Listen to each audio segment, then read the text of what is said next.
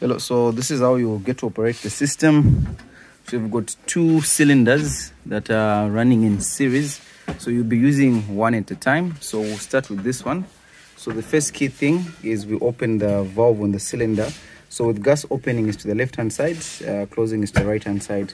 So once we open this one, we open the cylinder, then we also open the valve that's here so that gas is able to flow going to the inside. So if we push it down, then this is opened. So ensure that this is closed so that gas doesn't get to start refilling the other cylinder. So once this cylinder is done, all you do, you just close there, open that valve, and also open on the cylinder. So as of now, this is the one that's opened and the valve there is opened. So coming to the stove, we've already connected it to the electrical bit. So once that is on, electricity is now coming to the stove. There's also a safety valve on the inside, which is the one that's here. So if you push the knob, right, then meaning it's open, gas is now flowing, going to the stove.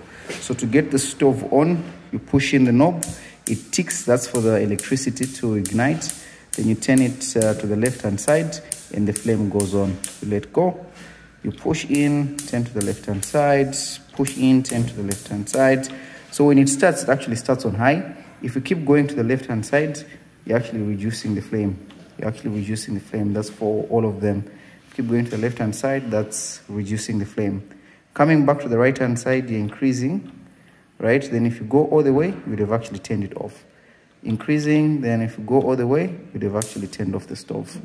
So for all of them, it all works the same. Always ensure that when you're not using the stove, you ensure that the valve here is closed. There's no need to going in and out to open and close from the cylinder. The controlling will just be getting done from the valve that's in the cabinet. Thank you.